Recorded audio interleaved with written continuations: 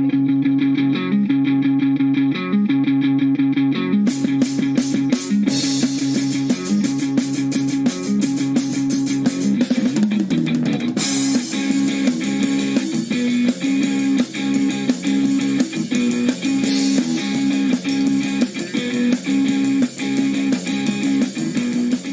morning from Valley FM. Wishing you a great day again here from somewhere in the north of Madrid.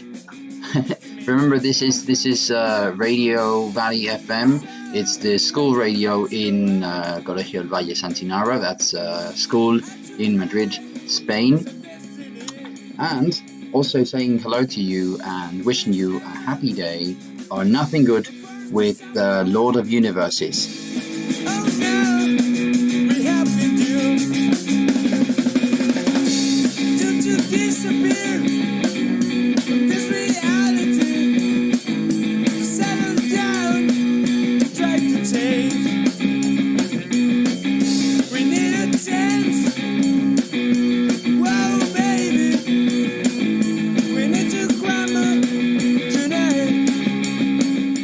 Today on the show, we will have 3B as usual. I do have many lessons with them in the morning. I start most of my days with them, which has created some sort of bond, I think, throughout the year. So that's 3B for now in the first hour of the show. After that, we'll have Sara. You remember Sara? Interview a Spanish author. Which is pretty amazing, really, for a Spanish author to be able to explain the work in English. That's going to be interesting. Also, we'll have fourth of ESO talk about their plans for the summer, if you can make any, that is. Don't miss out.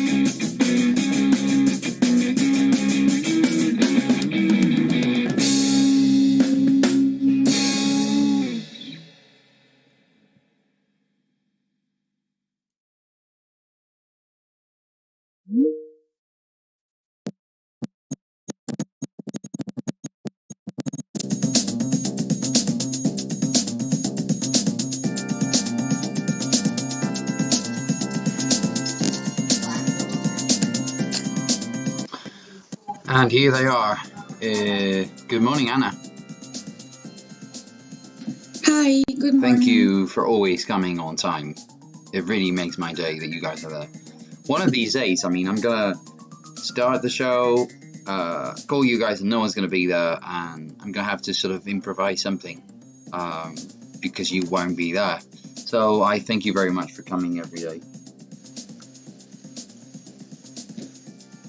Hello, Inés, Marcos, how's it going? Hi. You guys sound sleepy. You sound sleepy, Inés. Yes. Yes. Cool. Okay. Alba doesn't really have a microphone, does she? I no, keep she's asking the same writing like thing. in the chat. So why do I? Oh yeah, she's saying hi. Great, perfect. So she's on the other side, which is what matters really. Okay. Right. So I want to ask you first, what did you do differently yesterday, or what have you been doing differently since we are in stage 2, as of yesterday, as you know, we've moved in Madrid, obviously, in other parts of Spain. They've moved to stage 3 of the unlockdown, to call it something. We have moved in Madrid into stage 2, which means you can now, if I have got my information right, you can now do sports at any time of day, not just during the restricted hours, except for those times reserved or designated for the elderly to come out and take their stroll, basically. But I think you can now go to shops. I think most shops are open now. You can, obviously, if you wear a mask, you can do pretty much everything. I think you can now meet up to 15 friends in the same space.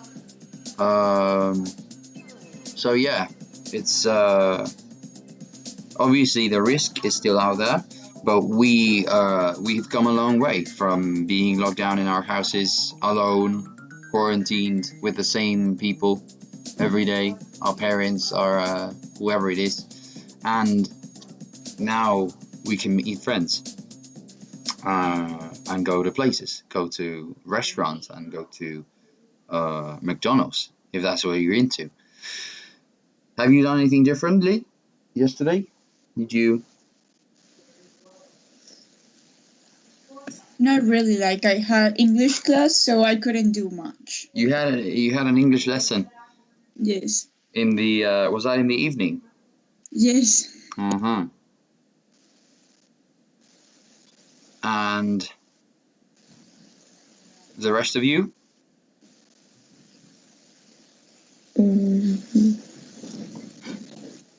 Play Fortnite. Play Fortnite. Great. So nothing new really. It is true that from stage 1 into stage 2, nothing much has changed, other than the limit, the limit of people that you can meet in the same place. But anyway, or at the same time, really. But yeah, our lives are basically the same thing until the virus is finally found a cure for, let's say. Until they develop a vaccine, I think our lives will be affected by the virus in one way or other. So, what about the other subjects? Have you had to do anything to improve your mark in some subjects, or? Like they gave us some projects that we can do if we want to improve our mark, but most of the classes they're just like, you just have to come, participate, and if you show like the effort, then I will. Yeah, obviously. Yeah, I will be good with you. Nice. It sounds like a good arrangement. Great. So today I'd like to play a game with you. It's called, I'm sure you've played before. It's called Two Truths and a Lie. Yes. Mm-hmm. We played with you the first day you came. Yeah, probably. Which is why I thought you had already played, because it's something that I do early at the beginning of the year when I don't know the groups, because well, it's fun. It makes people start. It gets people to speak at first, and also it helps to get to know you guys, because you know at first I don't know you, so it's more fun. And but anyway, the audience doesn't know you, so whatever you say, people won't know until you come clean and tell us the truth. So it's called Two Truths and a Lie. That's, you say, well, Anna, if you know what the game is about, could you explain it? So you have to say 3 sentences about yourself, and you have like 2 of them have to be true and 1 of them has to be a lie,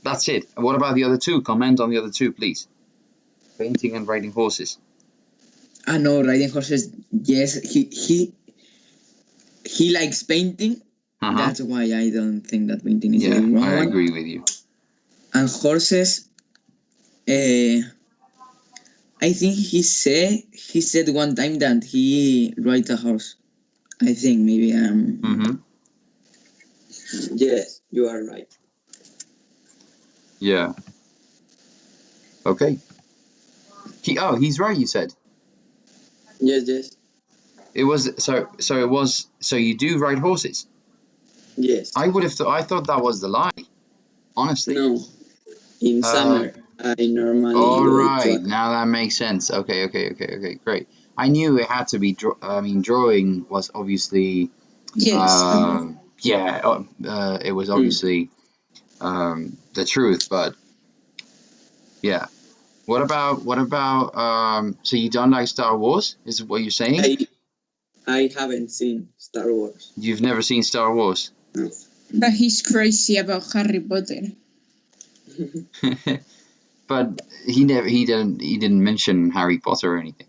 Yes, but like Bolufer said that in the sentence, I love Star Wars, he said, it's not Star Wars, it's Harry Potter.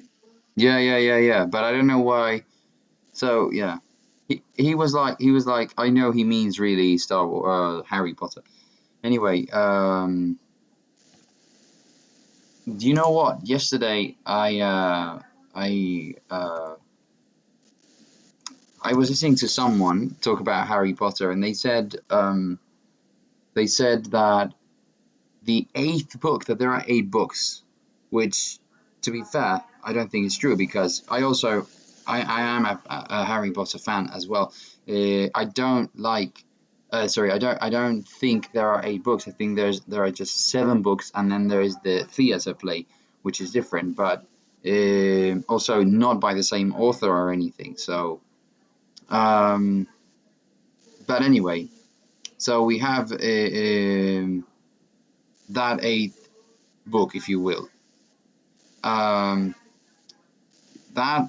8th book does not continue the story or anything.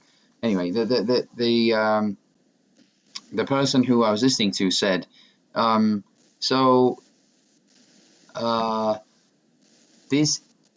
an 8th book that was published in December of last year, which is not true. It's been published for like 4 years, hasn't it? I mean, I remember buying it like in 2016, I think. But you are the expert, so I'm asking you. The Cursed Child. Yeah, the Cursed Child. Yes, I bought it like 2 years or 3 ago. Yeah, I didn't think that. I don't think that person got their information right, unless what I was listening to, because it was a recording, maybe what I was listening to dates back from, yeah. Anyway, right. So that means, Bolu, it's your turn to say your 2 truths and the lie. Okay, I've been playing piano since I was 6.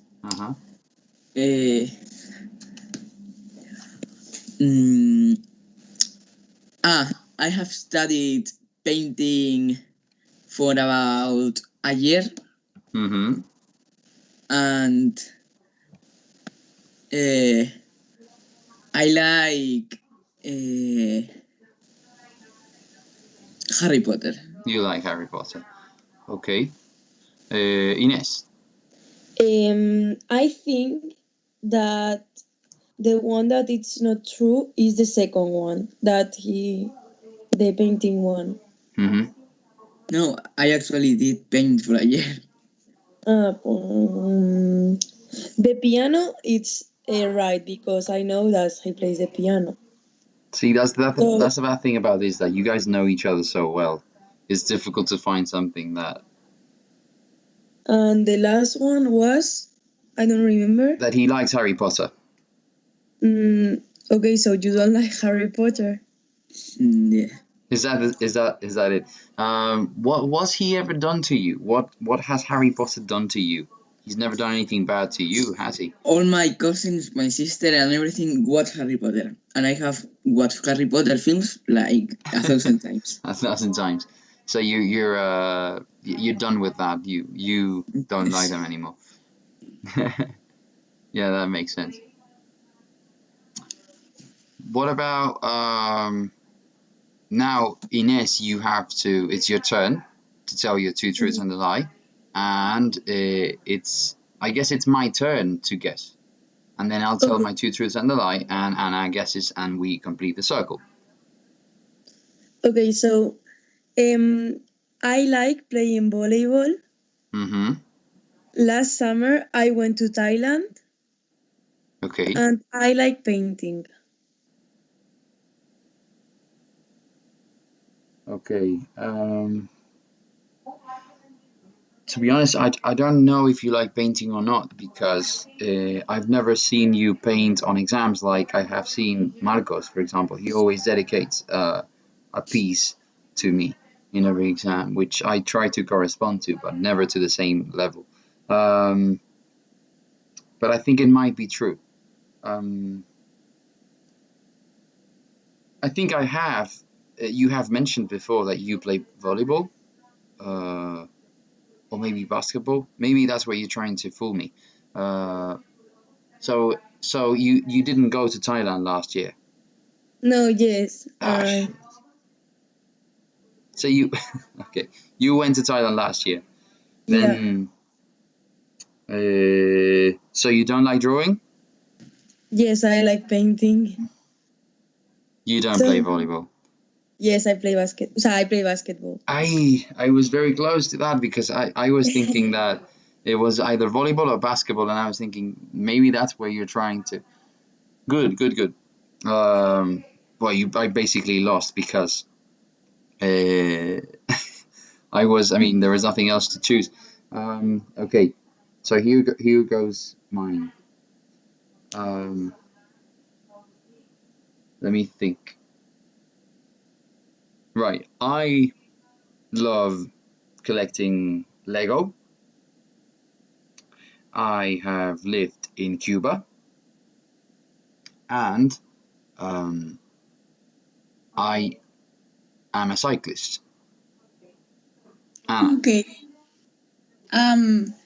The cyclist part, I know it's true. Like yesterday we have a whole conversation about cycling about bikes. Yes. So that one's true. Then second one, I know you've lived in the Dominican Republic. I don't know if you've lived in Cuba or if you're trying to fool me with that one. And the first one, what was the first one again? That he collects Lego. I believe that you're a child. Thank you. I'll take that as a compliment. Yes, no, I also collect Lego, so don't worry. And so yes, I think it's the second one. I think instead of Cuba, it's the Dominican Republic. Very and that's good. Me. Wow, very good. You listen to what I say all the time. Yes. It's brilliant. Look, let me show you. Obviously, the audience won't be able to see it, but I'm going to show. Did you see that now? Finally, this version of Microsoft Teams has the Think to you know change the the the background. background the change the background. Are you still at your house? Because I've been wondering for like No. like half an It hour looks now. very realistic, but I am in the same place as usual. Look. Yes, normally I can do that in like Zoom, but normally like I do have that house. I have that house. You have the same house? Yes, I have the same house, but I also have like a really big bank. A bigger bank? Like I have a bank there, and then I also have like a detective thing and Oh, I'm like a so jealous. hairdresser thing. Well, anyway, I was showing Anna. Obviously, if you're listening to what we're saying and it doesn't make sense to you, you're normal. You're good. I was just I showing. have an Imperial Destructor. Really? I have. Yes. I have a couple of Star Wars Legos, but I don't have them on display. Let's say I have more Legos than I have on display. But I love decorating my house with Legos, so it has to be something that makes sense. So cities, I think, and cars and stuff, I think makes sense. And again, if you're listening to us and you're thinking that we're crazy, well, bad for you, really. Anyway, yeah, very good. That was very good. Very good reasoning, Anna. I would think that maybe saying Cuba that I would get you but I didn't. Anyway, the next thing I'd like to comment with you is this. I read this morning. I read a newspaper article that says that. It's in Spanish, so I'll have to translate the headline. But the headline basically says that students with low income, basically poor students from poor families, from financially struggling families, are put back. That is to do the year again. We say in Spanish, we say to repeat the year, but you can't possibly repeat a year because it's another year. Anyway, so students from low income families are put back 4 times more comparatively than those of families with a higher income. Did you get more or less what I said? Yes. So basically, well, to say it in a very simplistic and very bad way, very unfair way, we say poor students do the year again are put back 4 times more than rich students. Now, what does that make you think? Does it make sense to you? In which way? Does it bring any questions to your mind? For me, like, it doesn't surprise me. Like that. First of, like, for example, in terms of like, it also depends like whether we're talking that the system is unfair or the just statistically the higher income families are having better marks, which are letting them pass the years better than other families. I think, of course, if you come from a higher income family, like you can get access to like private tutors and stuff, and like private lessons, and so you can have more resources in terms of learning. Whereas low income families, they don't have that. They just have like themselves to learn and maybe like some friends. Absolutely. Which I think affects that the is marks. Yeah, I agree with you, and those are very logical reasons, let's say, to explain that. But I think the what the article goes on to explain is that it's not just about the families themselves, which is also a thing. I think the school plays an important role in that. Now, how would you explain that? Would you be able to explain it? How do you make sense of that? I mean, so basically, the I think for what the article is saying, the schools prefer having students from higher income families rather than low income families. For some reason. For some reason. Like, yeah, well, I think, I'm going to help you with that one. I think what the article is comparing in this case is they take someone from, what they're comparing is someone from a public school in a rundown area, so in a poor area, economically depressed area, shall we say. And they compare that to someone from a private school in a privileged area of the country. They are thinking of Spain, so they took the experiment was done with two schools in separate parts of the country. So more things come into place there, not just your family background, not just your social background and status and context. I think the school also plays an important role there because, well, I'm not saying that private schools give you marks for free, but obviously in public schools, the learning process or the teaching process, methods, what have you, is not as individualized as it is in private schools, or at least that's the assumption. Also, private schools have more hours of school normally, so you spend longer hours, especially in secondary school. You spend longer hours in the school, which means you more under supervision, let's say, or your learning is more under supervision, and all the other things that you mentioned are also part of that, I think, Anna.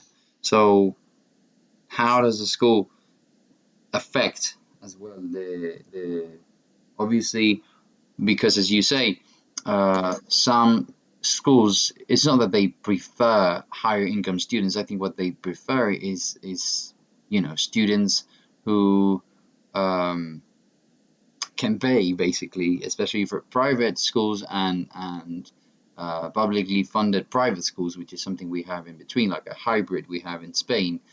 We have three types of school for anyone who's listening to us and doesn't know the Spanish school system. We have three types of schools in Spain: fully private, fully funded, publicly funded. So we call those private and public, oddly enough. And then we have something in between called we call them concerted schools, which makes no sense in English. It's something like it's a private school with public funds, that uses public funds. So yeah, those schools, which are essentially private as well, can have more freedom to choose which students they want to have in their school, let's say.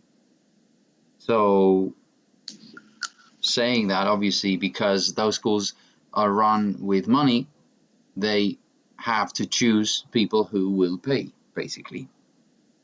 So yeah, it's the same circle, let's say. Yes, I agree with that.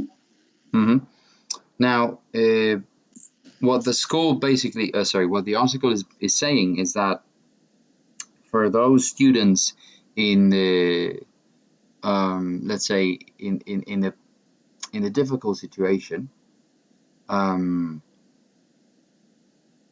wait, let me read you something from the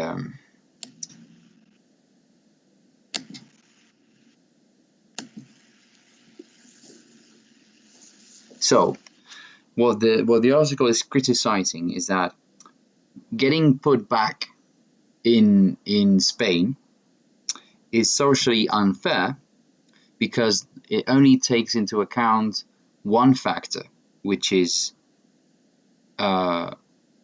marks, basically numbers at the end of the year. So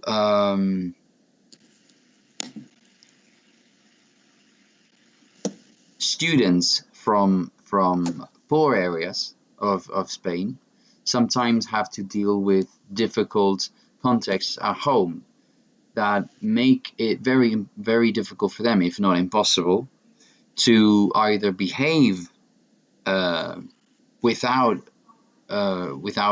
any sort of trouble, let's say, to behave the way you would ideally like a student to behave without any problems, and also that they miss a lot of classes. So if the school, if the education system basically does not take that into account, what we are doing essentially is we are putting back people based only on marks when not everybody has the let's say the stability, the social stability required to perform well.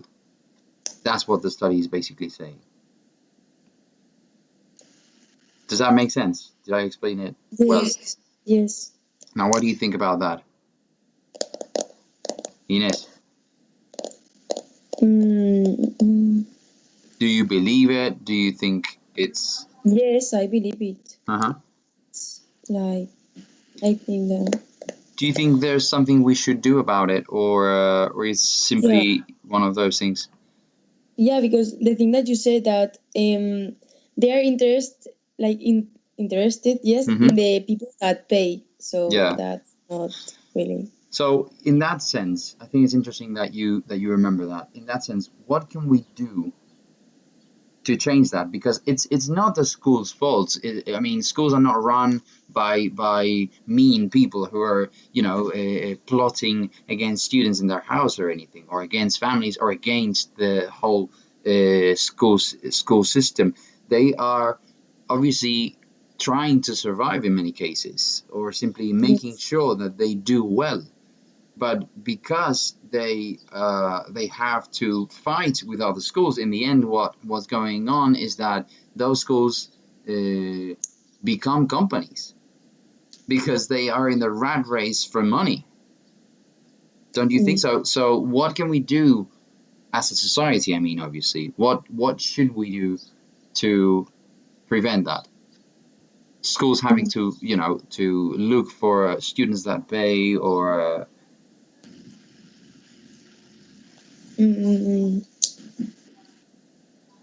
what do you think? Maybe like in public schools, like give more funding to education. Yes. Mm-hmm. Because like right now, like, well, I don't know, I've never been in a public school, but you've worked there. Like classes are like so many people, no? Like there are like many people and Well, stuff. it depends. It depends on it depends on the public school, actually. But to be honest, the differences are not perhaps in how many people are in one I think room, more but in the like lack of resources.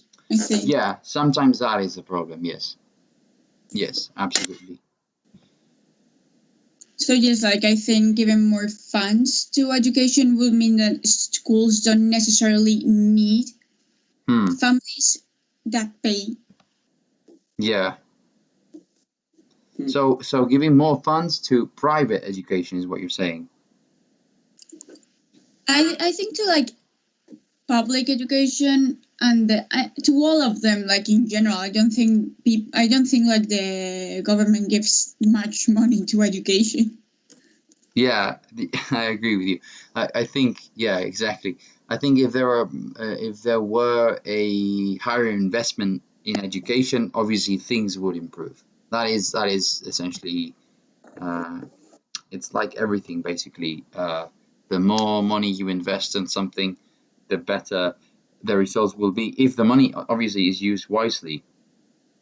So we would need those two things. We would need perhaps more money, but also a better management of that money. Yeah, but I agree with you that that could be a possible solution. Marcos, what do you think? Mm, Do you believe what the article says? yes, yes. Mm-hmm. And about how can we solve this? Mm,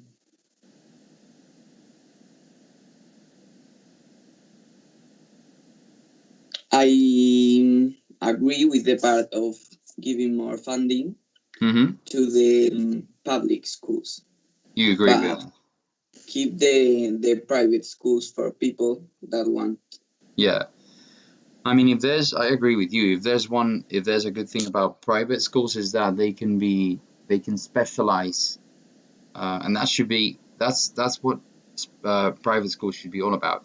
they could specialize in one thing or other, and instead of offering the same education as public schools, but for a price, basically, for more expensive education, and basically saying, oh, I'm giving you the same as a public school, but only if you can pay it, which means only those who can pay will go to that school, which means your son will be going to school with people with high income families. And so I suppose the assumption is that they will have better contacts in the future, right? I don't know. Yes. I honestly don't know what. Normally, like private education is linked with like more opportunities in the future, and in terms of like having contacts, and it opens more doors. Yeah. I think that's essentially That's one. basically what you're paying for. Yeah, absolutely. So instead of that, I think if private schools were more centered into, like I said, more specialized education, say, for example, individualized. If what you're paying is something that you cannot get in the public schools, then I understand that. But if not, then you should have only the same kind of schools to go to. So there are less or fewer social differences, really. That's what I think that should happen. But anyway, what would you say? So, okay, what if this is something that the article doesn't really mention, but it's something that I have heard say. What would you say to someone who thinks that because you have gone to a private school, or a semi-private school in this case, that it was easier for you? What would you say to someone who said that? Have you tried a private school? They No. are kind of right. I would say that. You would Like say it's that? true, like You think many it's schools true? that are like private or like semi-private, they do gift you some of the marks. Like, come on. What do you think, Marcos? Well, that depends, because in public schools you can also have teachers that give you the marks you want. So I think it's the same in all places. Well, that is an argument, really, because I mean that's a good point, because it all depends on the teacher ultimately, and who's to say that because you're in a private school, your teachers will be easier on you, and if you're in a public school, your teachers will be harder on you. You can never tell. I don't think they'll be harder on you like in public schools, but I think because maybe there are more people, they have more students, they have a lack of resources, they don't take that time to be like, oh, I like you, I'm going to give you this mark.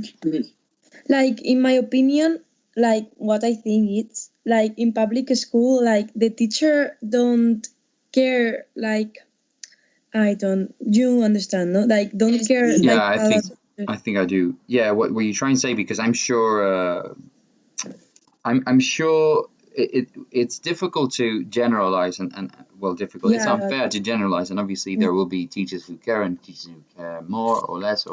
But it is true that if there's one good thing about private schools and semi-private schools, like the one in which we are right now, actually, like ours, I mean, El Valle, we have the opportunity, because you guys eat in the school, because you guys spend more hours in the school, and Yes. we offer, let's say, extra hours if you need them, that we are given the chance to develop a closer relationship, whereas in public schools, in some public schools, you have the chance to eat in the school, so children also can be there, but teachers are not. So yes, maybe you, as a student, you spend longer hours in the school, but not necessarily with your teachers, so you don't see them. Whereas in our schools such as ours, if a teacher is not in the school one day for some reason, the substitute teacher is one of us, is another teacher. So you spend more hours, maybe across the year or throughout the year, you spend extra hours with those people. So you develop, I think, a closer relationship with between students and teachers, which is I think more or less what you were trying to say, Ines. In public schools, because you don't have that, perhaps it's not that teachers don't care, but obviously the relationship is different, and also if you are a public school teacher and you only see your students, I don't know, 1 hour every day or even less, depending on your subjects, it's difficult obviously to get to know them as much as you do in private schools or semi-private schools. So maybe the feeling is that you don't know the students, and the students will think, oh, we don't know the teacher, and he's just it's harder. I think it's harder. Yes. Yes. Okay. Anything else you'd like to say? Wally, you haven't said anything about this, the last part.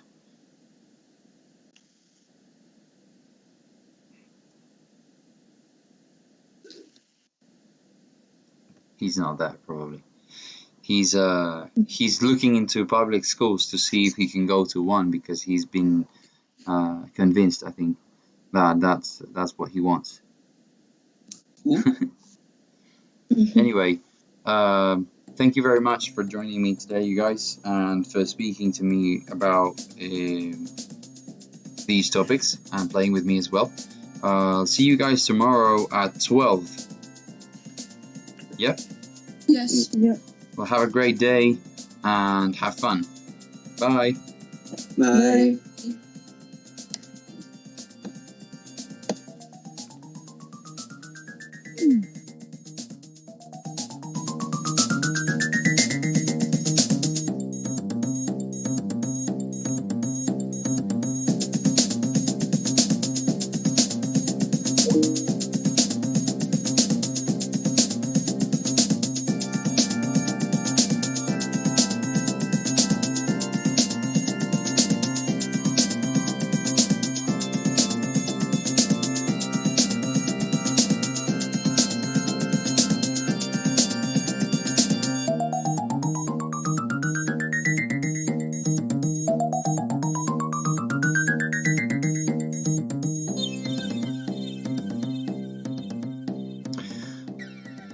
Very interesting.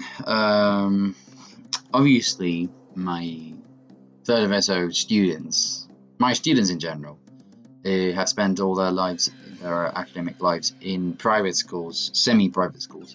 So they are not impartial to the fact that, well, basically they're lacking, they lack the knowledge. So if you're a public school student or a public school teacher, or if you have more information on public schools than we do, please let us know in the comment section.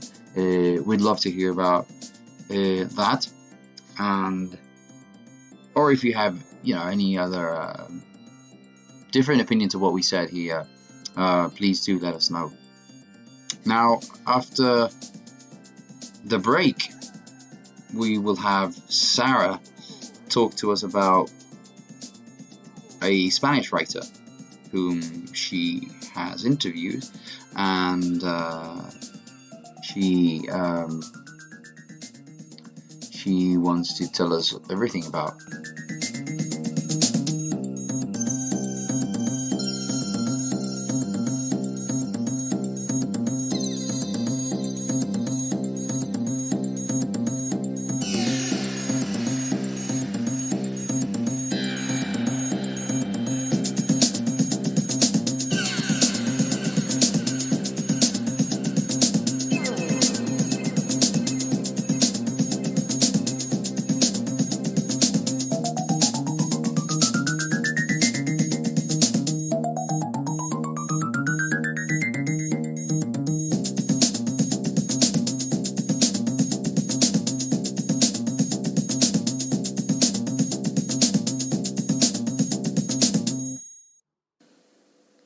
Are you tired of watching Netflix alone?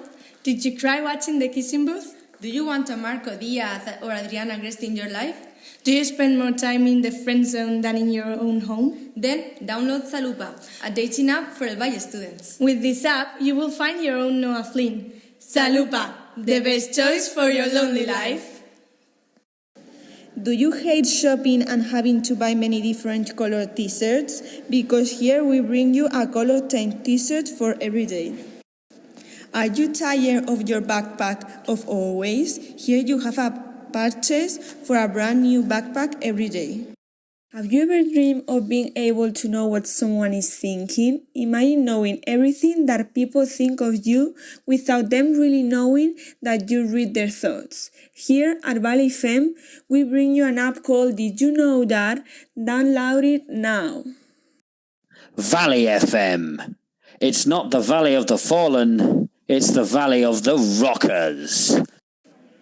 We have the alternative for your bad days. If you come to see us in the playground, we will have ballots available for all of you. You will get them for €2.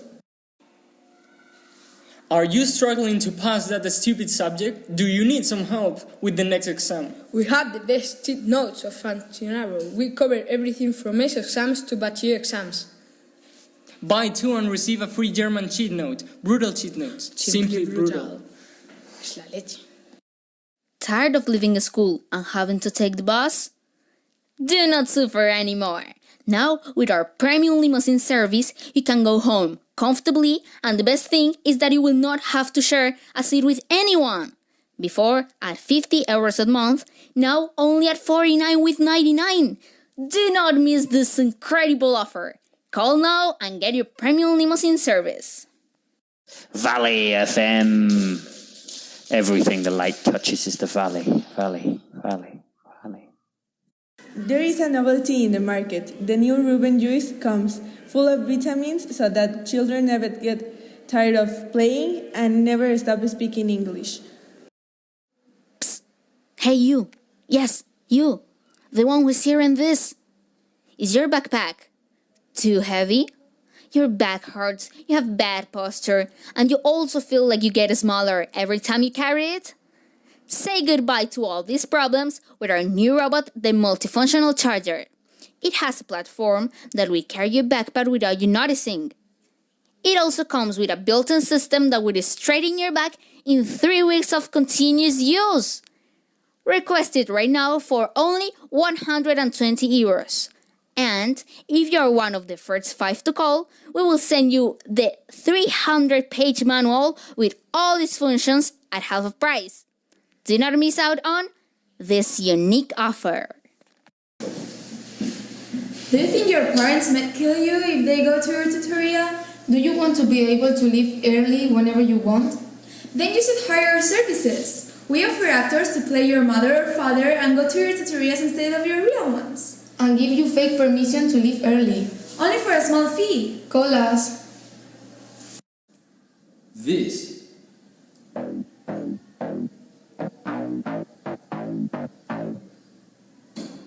is Valley FM.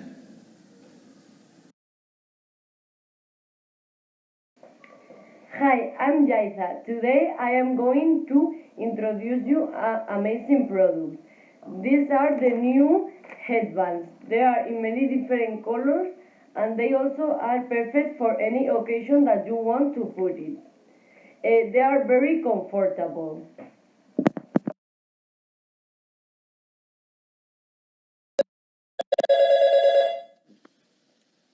Hey, did you hear Valley FM's back? That's groovy.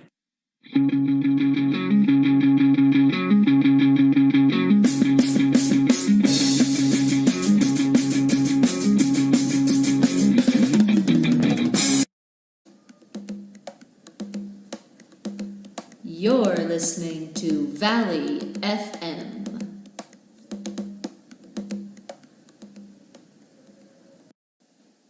Are you tired of watching Netflix alone? Did you cry watching Monsters Inc?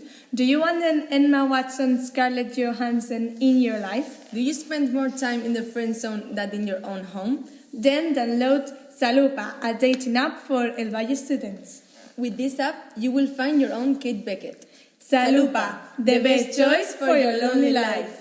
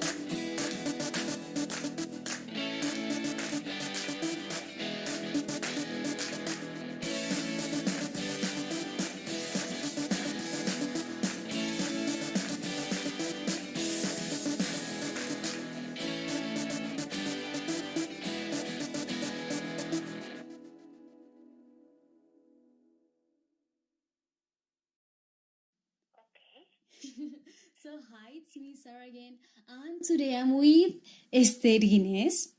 Say hi. Hi, Sara. Everybody. Okay, so just to introduce her, sorry, Esther is the owner and the writer, basically, of Mares Sin Dueño, a new book that was released like really recently. So Esther, tell us, how is your life being a famous? Well, I'm not that famous. I could say I'm just a little bit because it's quite difficult to be famous in Spain, being an author, unless you are like, for example, Almudena Grandes or Pérez Reverte. The rest of us, I think we're medium authors, but I'm quite happy because it's a novel very important to me, and it's now online and available in bookstores. So it's just like a dream come true. Oh, that's so sweet. Okay, well, so first of all, I wanted to ask you, like, where did you get your inspiration from? I mean, do you have any influence or so?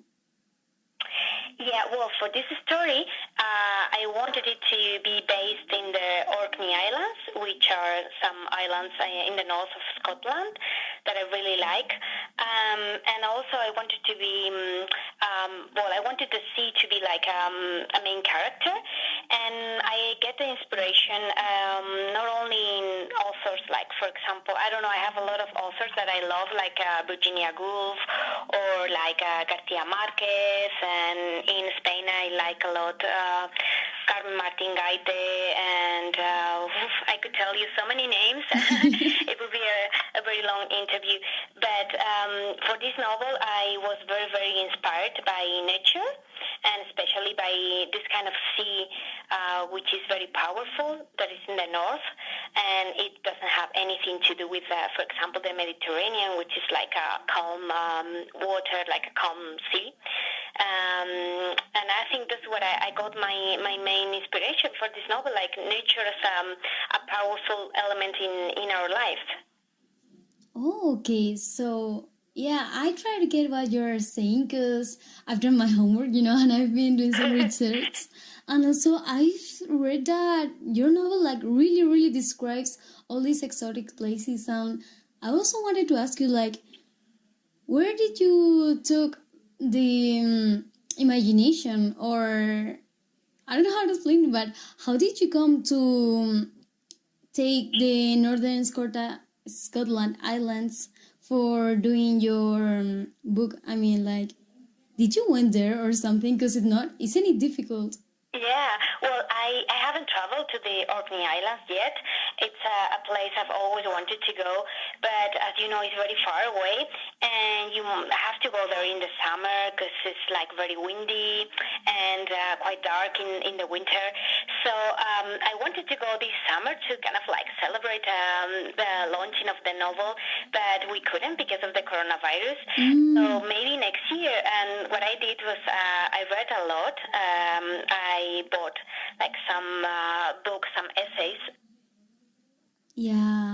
plays, and especially the birds, because one of my main characters is a specialist on like birds, especially puffins, which are one like of the most important birds in the book. And in Spanish, they're called frailecillos, but we don't have them here in Spain, so they're like quite peculiar to us.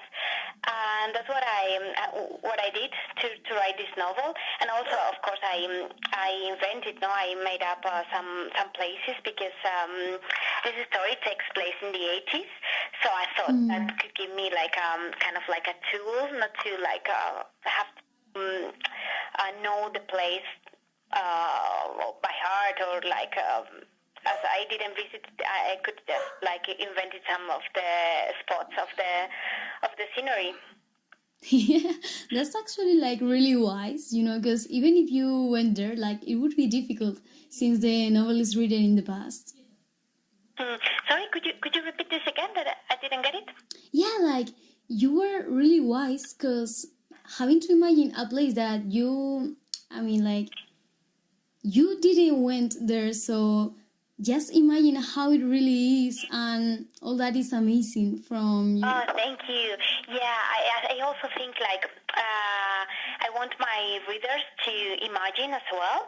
So I always like I like to describe a lot and go like deep into the landscape, but I also want them to feel free to complete the information, as we could say. For example, like I don't know, like to paint their own picture of the place, no? So I'm never going to be like a writer who tells you everything and like all the details about a place, because I also want to encourage my readers to travel with their minds. Oh, that's so beautiful, really. I'm glad that you like it. No, it's like really, because then afterwards, like filmers, I don't know if that even exists, but like the people who make films don't realize that people who love reading like us, we love to imagine things, not like seeing them. Yeah, I think that's very beautiful. That's why I always prefer like reading a book before watching the film. If you have, yeah, because then you can imagine. I don't know. For example, I'm thinking about Harry Potter, and I loved the books, but I was very happy to read them before the films, which I loved a lot and I enjoyed them a lot. But then I had my own image of the characters and Hogwarts and everything, and those places are so special. I think it's always better if you have the chance to make them, I don't know, like when you're reading them, you imagine in your way, and then in the film you can always get it like it's like mostly done. No, the film does the job for you. You know, while when you read, you have to do all the effort to imagine those places. Yeah. I really know what you mean. I was wondering, like, there's people who want to become physicians or singers or footballers, but why did you wanted to become a writer? Well, since I was a little girl, I always wanted to be a writer. I loved reading, and I started writing like my own stories when I think I was like a teenager my last year of school. I remember. So to me, it was like very natural to write stories, but I didn't know I wanted to be a writer because I was very shy, and I kind of like I didn't believe in my own stories. So it took me a while to to realize or to to get the confidence or to push myself to do it. And that's what I did in my last my late 20s, because before that I just used to write only to myself, and I would write only just because I loved writing. But then when I was like 26 or 27, I took this master's degree in writing, and then I tried to publish my first novel, and that's how I realized I wanted to become a writer, or at least to try it, to give it a try. Oh my God, that's like a life dream. I don't know. I'm jealous of you, like really, really. It's lovely. I think it's a little bit hard because, as I told you before, in Spain it's quite difficult to make a living, like from literature, because it's not that nobody reads. A lot of people read, but we publish a lot, and we are not like countries like Germany, for example, or France, where they read a lot. In Spain, I think we're like very social, and we enjoy a lot being outside. So people sometimes they prefer just to watch a movie or to go out to have some cañas and everything, and they don't read that much, no? But it's a lovely dream, and I'm happy to do it. Like, of course, I can do it as a living. I have to combine it with another profession, but I'm glad to do it. Oh, I love you, really. I don't know how to say it. I love you. Okay, so now talking about the novel, I've read that it was, how to say, like, it is placed in northern Scotland islands, and also it's about Elisa, the main character, that goes to those islands where Kaylan, her boyfriend, is waiting for her, right? Yeah, certainly, yeah. She's like, she decides to live all her life. Like, she comes from a place, an island in the south, in Cabo Verde, which is very, Cape Verde, yeah. I didn't know in English. I can help me. And it's very hot and warm there and very nice. But she has a relationship with this man called Killian, and he's an expert on birds. So she decides to follow him because he has a chance to go back to the Orkney Islands, which is the place where he was born. So she goes there, she moves there, and then it's very hard for her because she feels that she's a truly foreigner, and it's kind of like a place with very windy, and the sea is very rough, and it's quite different from her place, from her hometown. And suddenly when she gets there, some stuff from Killian's past, which I can't tell you about because it will be a spoiler. Something happens, and she discovers something very important connected to his past, which changes the scenery, their kind of like their story, their present. And that's what the book talks about, what happens when something about your past, some stuff that you try to hide, eventually comes to the shore, or to go and hunt them. Yeah. Whoa. So it's a little bit of an intriguing story about the past and the things we hide. Also about that, I wanted to ask you, you just said that it was a little bit intriguing, but on the comments I read that it's a contemporary and modern fiction novel. So what does contemporary mean, really? Okay, Well, it means that there are stories set in our time or like in nearby decades. Like this story, which is in the 80s, which wouldn't be like present, so as we say, but it's quite like in a recent present. It also means it's not like a fantasy book like Lord of the Rings. For example, it talks about things that happen like mostly in the present. So based in the world. In the world like we understand or we kind of live in, no? More or less that would be.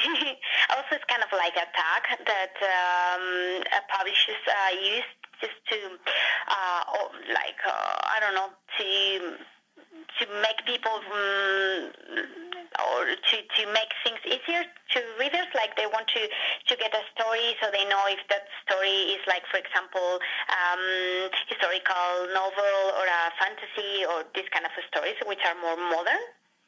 Okay, yeah, I see. That was only my personal matter. Also, a personal thing now for you. Who's the guy next to you? The guy next to me, Kiran, you mean? Oh, it's you! I don't think he hasn't been your teacher, no? No, he hasn't. Okay. Well, Kiran he's my partner. He's my boyfriend, and he thought it would be like a good idea because he was like helping. I think it's Ruben, no? Yeah. Ruben's doing the radio. Yeah. So we thought, what a good idea to try and give you some practice with speaking with someone who could speak to you in English. Oh my God. Which you like. So we came up with the idea between Ruben and me. Yeah, that's the story, and also because I love radio, because I am a journalist, and when I was like younger, I started my career in the radio, so I'm always happy like to do things connected to the radio and national radio. Yeah. That's yeah, so and awesome. These days I've had some interviews in the radio, and I'm quite happy. Now I'm wondering, what do you not like? I mean, like... Well, yeah, you can Google me if you want. There's some stuff, if you're like intrigued. Okay. Well, now that I've solved the matter about who he is, I'm glad... I thought you knew. No. Yeah, it's because he hasn't been your teacher, no? So you didn't recognize his voice, no? No, I didn't. Teacher, Kiran asks. Also, okay, so now I wanted to ask you, Kadian, like, could you come a little bit closer to the mic? Oh, yeah. Yeah, Thank sorry, you. I was too far away.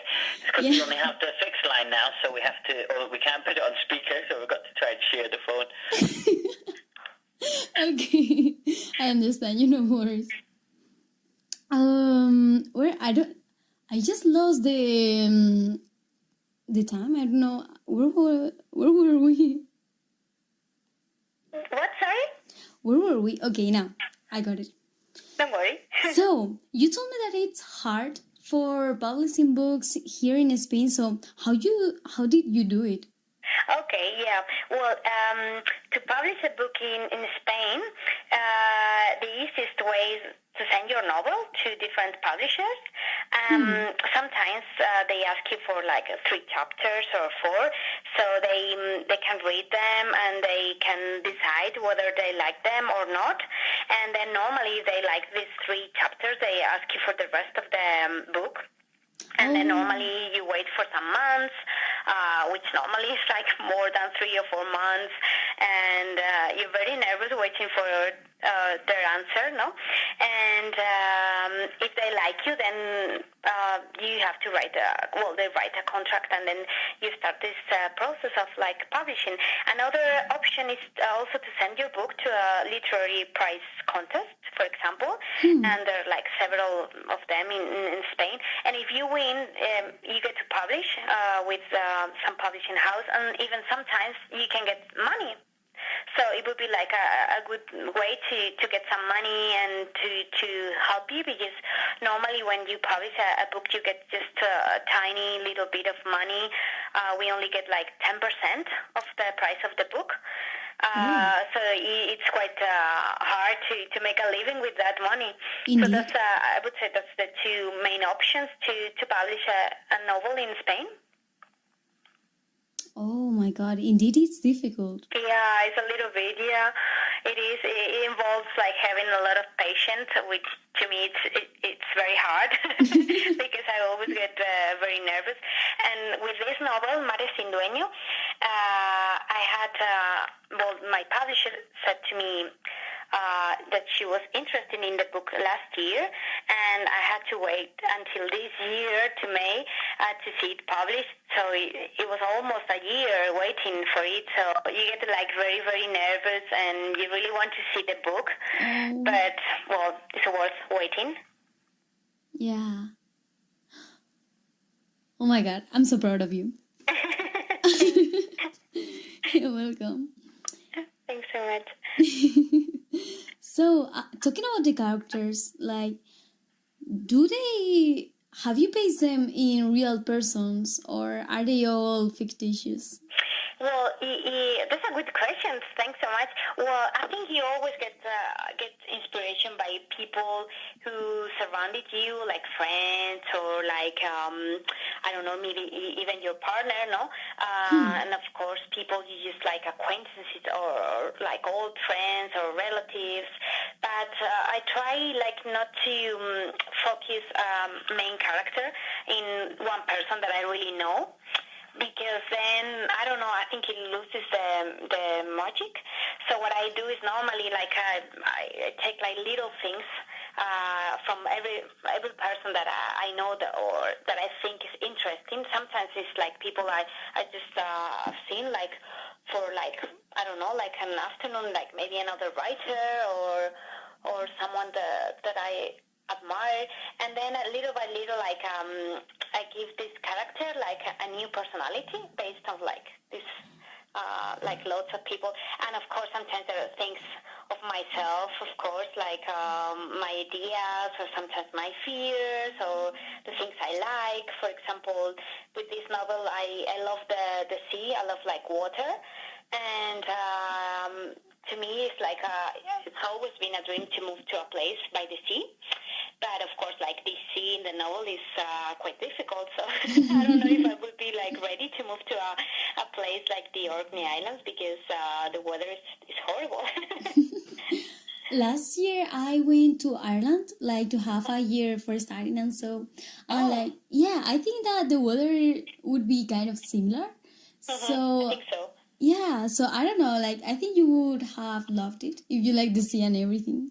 Yeah, I think for us, for Spanish people, and well, Elisa, the character in the novel, she's not Spanish, but she has a Spanish background because her family comes from Spain, and they moved to this island because of like for something that. Well, some story that happened in the past, and then she was born there.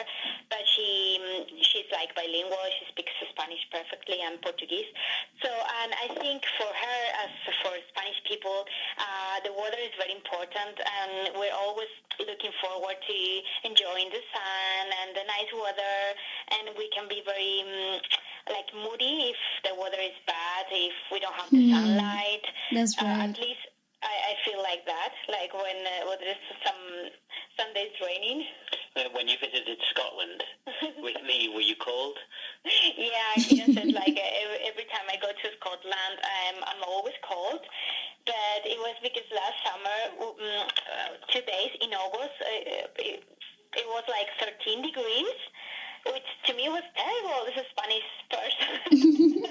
In August, 13 degrees.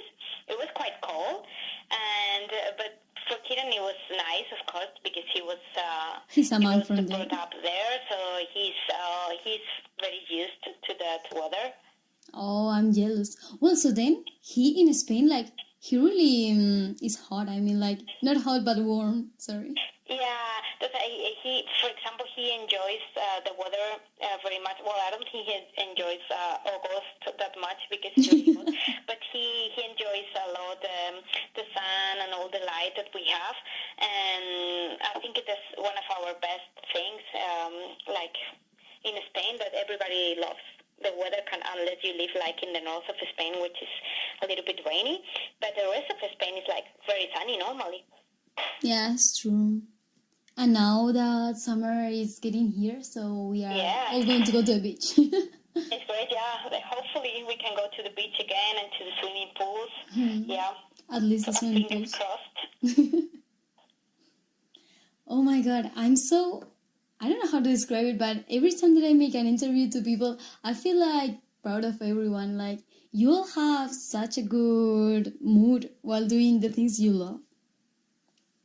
So yeah. Sorry? No, sorry.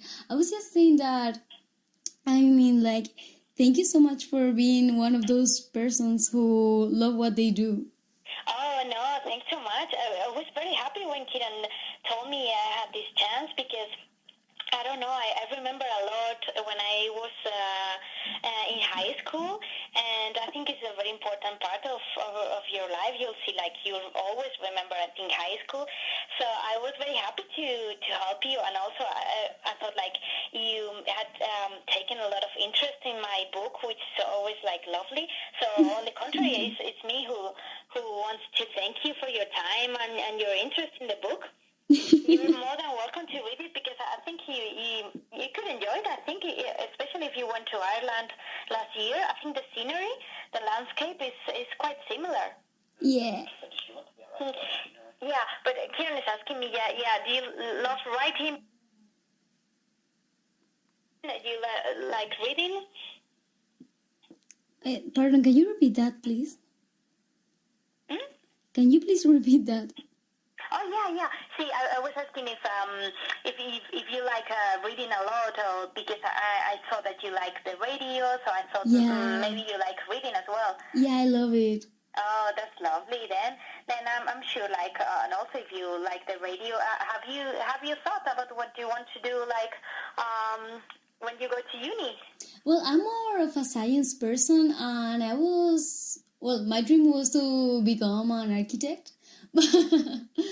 So yeah, I was willing for that. But yeah, I also love reading and all this stuff about radio and talking to people. Oh, that's great. Yeah. Oh, you know what? In my first novel, my main character was an architect. Yeah. So. What's the name of the novel? I novel? think it's a beautiful profession, being an architect, because it's very artistic, although it's quite technical, which I normally don't like technical because I've always loved history and books and everything. But architecture, I think, is lovely because it involves a lot of artistic content. Yeah, I think the same. I think we're really alike. Yeah, that's lovely. And do you want to maybe do part of the uni in another country, like in the UK, for example? That would be lovely because you have a great English. Oh, thank you so much. Yeah. You do so. Well, that would be great. I think it would be lovely. Yeah.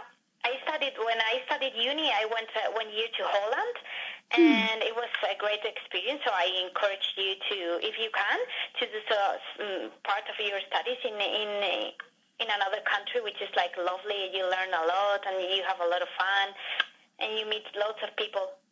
Oh, I will. Thank you so much for. You're welcome. So yeah, I think this is mainly the whole interview. So okay, I think so. We talked a lot about a lot of things. But if you have another thing that you want to ask me, just feel free to text me or whatever you need. If you need any help. Yeah, I will. So. And now that I know that Kylian is your boyfriend, so I will more. That's great. He was asking me before, who's your teacher, Kevin? Or your assistant teacher? Oh yeah, he's my teacher. Ah, okay, because he's Kiran thought it could be Kevin. Yeah. Yeah. Okay, that's great. So thank you so much, Esther, for your time. Thank you. Thanks so much. It's been a pleasure. So I hope it's a good interview for you, and we can keep in touch if you want. So feel free to ask me whatever you need. Yeah, of course. I will really. Thanks, Sara. Nice job. Thank you. Thanks a lot, and congratulations for your English, and thanks so much for your interest in my book. Oh, that's lovely. Thank you too. Okay, have a lovely evening. evening. Same. Bye-bye. Okay, bye-bye. Thank you. Bye. I think your parents, your father, no?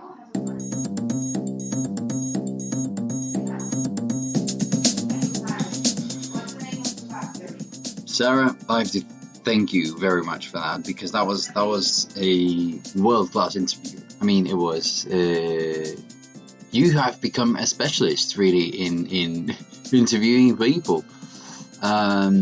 And yes, sorry for the little trick, but that mysterious novel writer, book author that we were talking about was none other than Kieran's girlfriend Esther. But she is a book writer nonetheless. I mean, we have come in contact with her because she is Kieran's partner, but she, she still everything else is legitimate. Is absolutely true what they said, and it was very interesting because I keep telling my students how there is not just one way to make a living, and becoming a writer is definitely something that I think my students should consider doing, because there are never enough artists in this world. Anyway, also speaking about Esther here, did you realize how good her English was, even though she's Spanish? Did you realize how she could, even though she's a Spanish author and she performs, she does her trade in Spanish, she can relate to it, she can explain it in English, which is what it's all about, really, the international language. So yes, sorry to be so insistent with this, but I have a dream that one day politicians in Spain and athletes in Spain and company owners, for that matter, in Spain will all speak English to the world and will be able to explain our culture and our little way of thinking, our little food tricks that we're so proud of. Everything will be explained in English, in the language of the world, and we will occupy a more important place in international affairs. That's my 2 cents on the issue anyway. Next up, we have my fourth ESO students. I want to ask them about their plans for the summer. Stay tuned.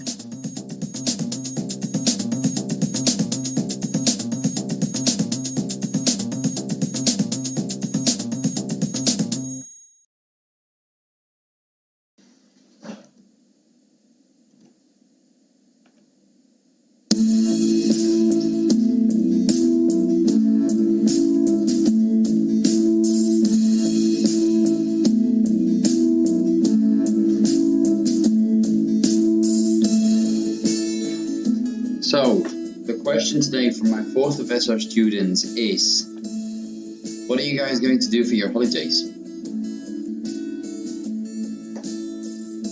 Hello? Hi. Hi, Paula. My question is, what are your plans for the holidays, if you can make any plans, really? Well, I don't know. I mean, my family and I, well, we were thinking about taking a, how do you say, auto caravan. And an RV, we say. We say RV in English for the letters. RV. Or that one, or how do you say, like a big car? It's not a van. Yeah. A van, I think you say. So that a van, and go to see El País Vasco or Cantabria or Basque Country. Wow, exactly. That is actually. It's funny that you say that, because I love van holidays, etc. And one of my dreams in life is to. It's not a very big dream, but One of my dreams in life is to own one of those, to make my own van that I can take to different parts of the world and maybe visit some places like that. So I was thinking that perhaps this would be a good year because, well, you're making sure that you have your house with you, so you don't have to go to every different hotel and you're not spreading the virus if you have it. If you don't have it, you are not at risk or less at risk of having it or contracting it. Obviously, it has its disadvantages as well because right now the situation in Spain is that we need to try and activate the economy, but obviously without safety, it's a little bit scary. So, well, then in that respect, your parents would be promoting economy as well because they're going around and you have to eat at some point, and also, well, somebody has to pay for that van, doesn't it? So, anyway, I think it's a very good idea, is what I'm trying to say. Other people? Nadia? So, I mean, if we can move, because we don't know. Well, I don't know how to say reserve a house booked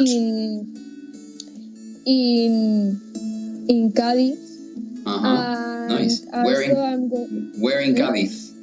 In which city or town? I have family who lives. I don't know. I am very lost. You're lost. It's not El Puerto, is it? I don't know. You have no idea. Okay, because that's where my family is from, and I spend every summer there. Well, if I see you. Yeah. If you see me, you know what language you have to speak. Excellent. It's either English for me or Russian for you to show me your skills in Russian. Okay. And then also I'm going to go to Logroño because my cousins are there. And then to Benidorm. Yes. Benidorm. Wow, that's very complete. And then this is very complicated, but with Carmen and Sofia go to Galicia. Really? To Carmen's parents' house? Yes. Wow. I don't remember exactly. Are they from? Where are your parents from? Coastal city. I don't remember where they were from. Lugo, is it, or Carmen? They were born in Ferrol. Okay. I thought you said I don't know. No. Okay, Ferrol. Nice. That's so cool that she's taking the two of you. Yeah, we can. Hopefully we can. Yeah. Knowing that you guys have probably got the virus, Sophie or you, and that you will contaminate the whole family, probably.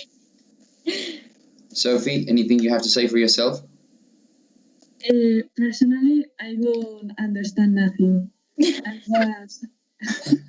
So we're talking about our holidays. We're talking about where we want to spend our holidays, if we can go out, because Nadia was saying if we can go.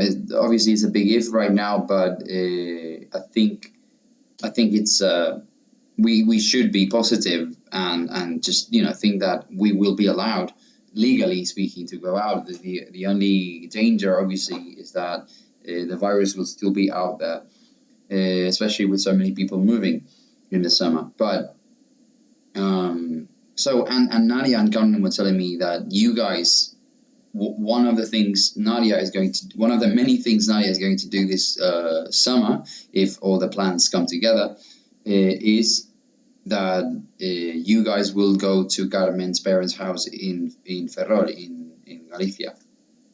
Did you know about this, or is this news to you? Am I spoiling a surprise? Jesus.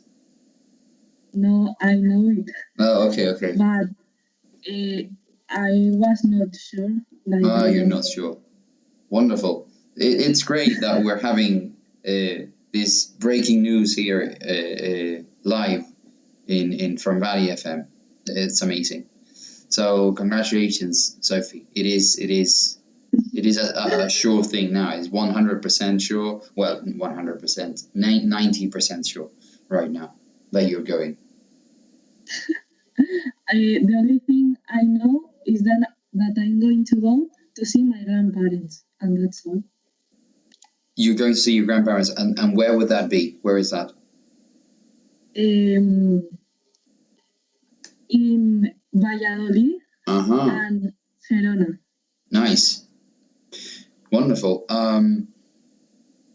Did you know that I know it has nothing to do with, with Girona a little bit more, but not with Valladolid. Did you know that in Galicia there are many, there's a long tradition, well, not very long, but long tradition of triathlon? No, I don't know that. In fact, I'm sure you know. Do you follow the sport at all? Do you ever watch it or read news about it, or do you know any? I see some videos on YouTube. So you will know the name Javi Gomez Noya? No. No. Well, he's not in the WTC, which is the excuse me. It's the global like the World Cup for triathlon, the annual, the yearly World Cup. It's the now he's doing half distance triathlon, half distance and long distance triathlon. So 70.3 and Ironman. But anyway, just so you know, and also Ivan Raña is from there, from Galicia. So yeah, there are many, most, big names in triathlon in Spain are from, in this case, Galicia or Catalonia as well, or the Balearic Islands. But yeah, it's like a good place to train because it's always wet, so you're getting used to the rough terrain and weather conditions. And also, there's a swimming pool club or beach or triathlon club at every beach in the coast, and there are mountains as well for the bike. So it's a good place. Apparently, it makes you very strong. Anyway, I'm saying these things for anyone who's listening to us and is interested. I'm saying these things because Sophie is a triathlete at only, how old are you? 15? Yes. 15. And obviously you can't see her, but she is becoming pretty strong as she trains harder and harder every year, and she becomes older. So all the best of luck for you, Sophie. I wish you no injuries, and just that you keep motivated and training. And if you ever compete, or if you're already competing, best of luck. Now, coming back to the question today, Jaitha, where do you think you're going, if you're going anywhere this summer? Maybe I think that I am going to Asturias to see my family. Obviously, yeah. I was going to ask if you were going there. Yes, Jaitha's parents, Jaitha's mother is from Asturias, so Jaitha feels very, very proud of that, and she loves to go and see her family there. Isn't that right? Yes. Great. So how often do you see them? When was the last time you saw them, actually? The last time was in Christmas, because in Semana Santa I don't know what to say. Easter, we say. During Easter, you couldn't go. Yeah, we were quarantined. Yeah. Well, I thought you were going to say longer than that. So if you saw them in Christmas, it's not that bad, really.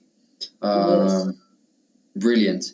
a lot of people. I've been reading that many people have also booked holidays. Obviously, it's not your case because you have family that it's like you are you're almost a local there. But many people are booking holidays to go to Asturias and Cantabria and the north of Spain in general because, as you know, it has many fans. Many people prefer the north of Spain. Milder temperature for anyone who's listening to us and is not from Spain or acquainted with Spain. If you've heard that Spain has a lot of nice beaches and that it's all about sunny weather all year round, etc., well, that's in the south of Spain, and it's not all that sunny really. Well, it is really. It's like 320 days of sun out of the 365, which even in Madrid we get a lot of sun as well. But in the north they don't get that much sun every year, or at least not so many days. And yet, it rains that much, so much that it's very green. It's pretty green. The landscape resembles that of places further north, like France or the UK, Ireland. So yeah, a lot of people in Spain love to go there on holidays, and some accommodations like hotels, hostels, etc., get really busy in the summer, and I hear that this summer is going to be like that. Wonderful. What about Sergio? What are you doing this summer? I don't know. You don't know. I'm going to go to the beach in August. You want to go to the beach. What would you... I think for some reason your microphone is very quiet. Where would you go if you could go anywhere? Because dreaming is free, isn't it? I don't know, maybe Greece. Greece? Like Santorini. Nice. Santorini is Italy, isn't it? No, wait, I don't know what the name was. The place with the blue and white houses. With the blue and white houses. Yes, it's Santorini. It is Santorini and it's in Greece, right? Yeah. Okay. You'll have to excuse my ignorance. I always thought it was Italy. You know why I thought it was Italy? And you're going to think I'm a freak, or in fact, maybe I am a freak. It's because I have Santorini is also a brand of cycling products. And I always assumed, because most cycling is a big sport in both France and Italy, but in Italy there are many brands of cycling products that are from Italy. I just assumed it was that. So now I know something else. Great. I didn't ask Carmen properly what she wanted to do. We know that she's going to Galicia with Nadia and Sophie, but yeah, I always spend my whole summer there in Galicia. Like my parents come back here and I just stay with my grandparents, and yeah, I just stay like until September there. And well, this year we don't know what's gonna happen with Galicia with like Nadia and that, because we won this trip to Malaga, and my parents want to go, but we don't really want to go because then we need to, I don't know, the dates are just really it's really messy at the moment, so we need to figure out what to do, because the 2 weeks that we're going to Malaga, that's when Nadia and Sofia were meant to be coming over. Oh no. Yeah, so, and because Nadia has so many plans already and Sofia might be going away to the United States, we would only be able to have them over those 2 weeks, but then if we go away, then you lose it. We just need to figure everything out. So you're saying did you say you won that trip? Yeah, because with my dad's job, they just, I don't know. Yeah. They do yeah, the buildings, the apartments they build, they just, yeah. All right, so that's pretty cool. Yeah. So it's like, I suppose, a ballot or something like that, and he won. Yeah, he got it this year. Yeah. That's pretty lucky, considering the whole situation. Nice, that's very nice. I have an uncle who lives in Malaga. You'll be thinking, for whatever we tell you, you have something to say, you have some relation, but it is the truth, really. Maybe if somebody tells me, well, I didn't have anything for Santorini, really, other than ignorance. But it's true. It's true that I have family all over Spain, and I think it's the same. The same is true for most of us, isn't it? Because when you are from Madrid, obviously your family is a collection of different nationalities or cultures within Spain. Anyway, I was going to ask something else. Oh yeah, have you ever done or have thought to do the St. James's Path? We call it the Camino in Spanish, Santiago's Path. Me? Mm-hmm. No, not really. Like we just, because I only lived there for like 8 years, so we never really talked about it or anything because we were really young. But yeah, we probably do it. I don't know. We've never really talked about it. Because I went to do it with a friend of mine some 3 years ago now, and I'm looking forward to doing it again. Actually, another route probably, but it was very nice. I know a lot of people say, well, it's too commercial now, and it's very busy and all of that. But I think it's a nice way of well, if nothing else, obviously, because let's not forget that it is a religious pilgrimage, really. So it's associated to Catholicism. But religion aside, if you don't do it for the religion, etc., which is also legitimate, it's a good way to know the region, to get to know the region. So. One year you might consider doing that with some friends of yours. Yeah, we probably, yeah. Everyone says it's really nice, so. Mm-hmm. You'd be like a joke. You know these jokes where you have, like, they say, 3 men come into a bar. One is Chinese, the other one is French, the other one is English. It would be like that. One Australian, one Russian, and one Spanish. Yeah. Go into the Camino. It would be something like that. Yeah, I'm just kidding. It's because Carmen spent was it 2 years, 3, 4? No, 4 in Australia and 2 in Canada. 2 in Canada. Yeah, there you have it. She spent 4 years in Australia, which is where she learned. Well, no, not really, but that's the reason why she speaks English with an Australian accent. And I was going to say that's where you learned English, but that's impossible because if you already lived for 2 years in Canada, then yeah, you must have spoken something. And yeah, I'm just messing with Nadia when I say that she's Russian, because that's what I thought. In fact, there's a story behind that. I assumed she was Russian at the beginning of the year for some reason. I don't know whether I took that from. It's the truth. I'm being honest right now. For some reason, I don't know who I spoke to, or maybe I dreamt it, and then I just assumed it was the truth. And your name makes sense. Yes. Because it's a Russian name, so I just thought, and maybe I think one day I told you, or I told you as a joke, and you followed my joke, and you said, yeah, I'm Russian. Yes. And then that's when everything changed for me, and I assumed you were Russian for a long time, longer than I am ready to admit, really. What the?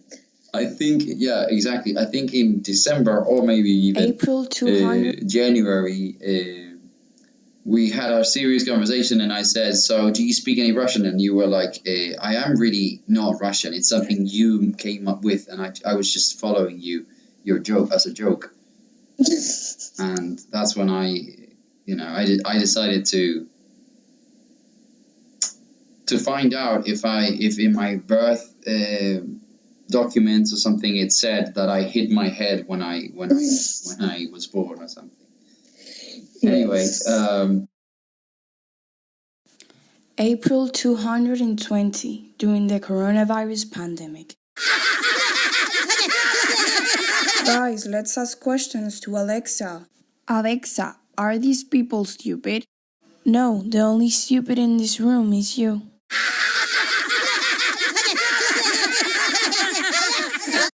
Alexa, for how long do we need to stay at home? I only know that this is going to be the best quarantine. How long do you... Anyway, so yeah, thank you very much for telling me your plans for the summer. It was very nice. This is obviously us dreaming. If we can go out, if we are allowed to move around freely, which, fingers crossed, I really hope we are, because even though obviously the world is different now with coronavirus going around, if you take your precautions, well, we need to do something, don't we? Because it's been a very, very tough end of the academic year, and I think everybody needs to rest. Because there's more in September. So, anyway, that was very nice of you to join me today. Thank you very much. I wish you a happy rest of the day and rest of the week. Bye. Bye. Bye. Bye.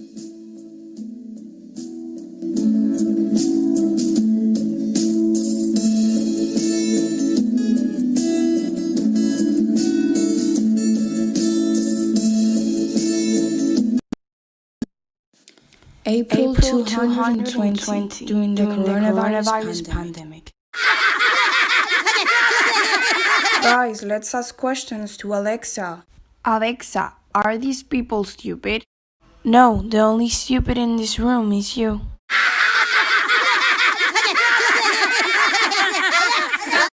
Alexa, for how long do we need to stay at home? I only know that this is going to be the best quarantine.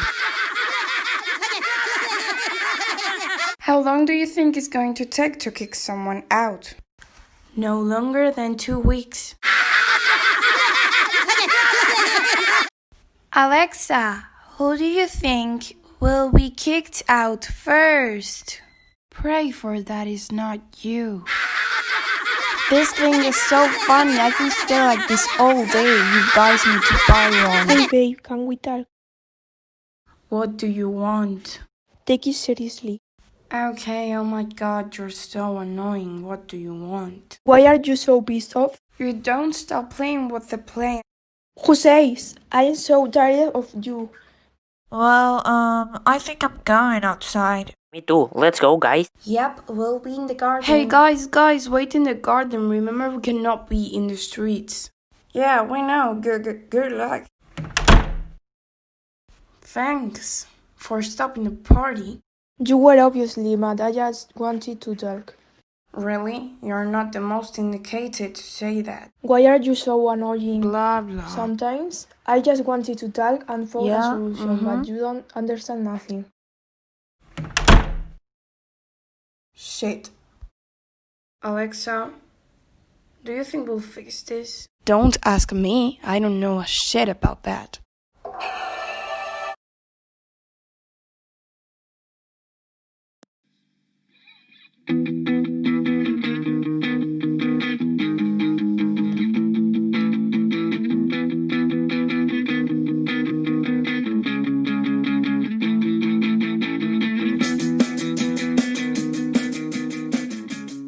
Well, that was it from us for today.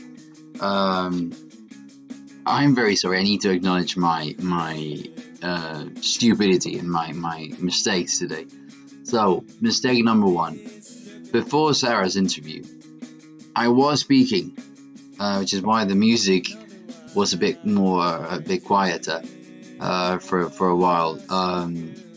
But my microphone was off, as it happens sometimes when you have half a brain. Yeah, that happened. So that was mistake number one. Things that happen when you're live, basically. So bear with us. Mistake number two. Just now, when in the middle of my class with 4th of ESO C, I played something else by accident. So, and you couldn't hear us. And mistake number three. There's no mistake number three. That's great. See you guys tomorrow.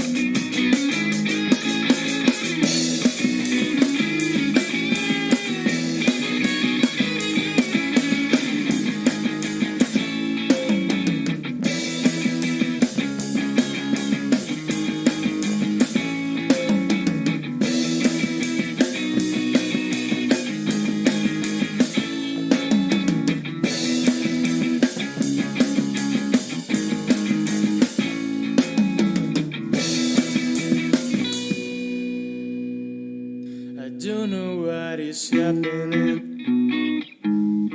Give me an opportunity. You said that you belong to me. Now you are ignoring me.